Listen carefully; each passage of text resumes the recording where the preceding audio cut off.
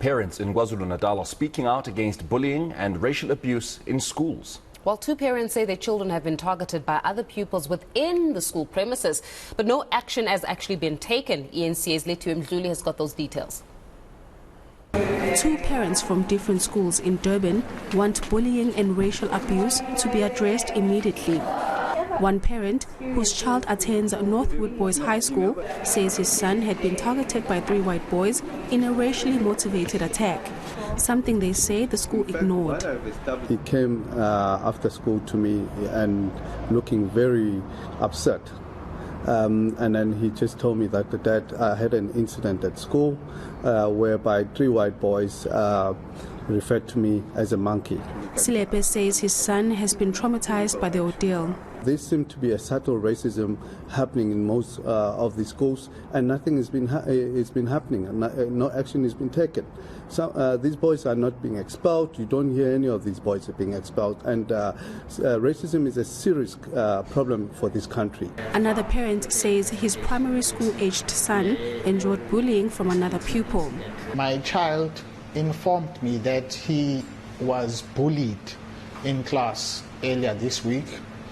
Apparently, an Indian child, spit on his face. And when I asked him if he reported the matter to the class teacher, he said he did. And the class teacher happens to be white. And I asked him what the teacher did about it. And he said the teacher did nothing. Both parents accused the Department of Education of failing to address the issue.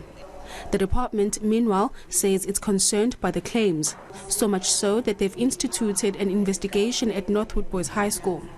We have had police having to come in, we have had Department of Justice having to come in, and some of the learners are behind bars as we speak, because some have accidentally killed other learners. As the department, we can do so much, and limitedly so. But we need the partnership of everyone. The NPA in the province has also raised the alarm over the rise of bullying in schools. Children under the age of 12 cannot be charged. But does that mean that the child hasn't committed a crime or that the child gets away? Remember again when I spoke about psychosocial aspects. Social development is brought in, and social development now needs to get involved to understand why did the child commit the crime. If we leave the child without attending to the child becomes a hardened criminal as the child progresses. What happens to children over the age of 12? Yes, the criminal justice system does come on board, but we have something called restorative justice. What is restorative justice? What does the law say? Imprisonment of offenders, of child offenders, as a last resort. Anti-bullying NGO True Life is calling for an end to the scourge. Look, I think the stats are overwhelming, and in many cases we need to move away from the news and the numbers and get into the individual, personal, face-to-face connection, because that's where we bring change. So our passion around doing productions and workshops, we believe inspire through creative mediums, ways that kids can make choices for themselves to firstly stand up for their own rights. Edmonds says these kinds of campaigns bring much needed awareness to young ones. Lethiwe Mdluli, Durban.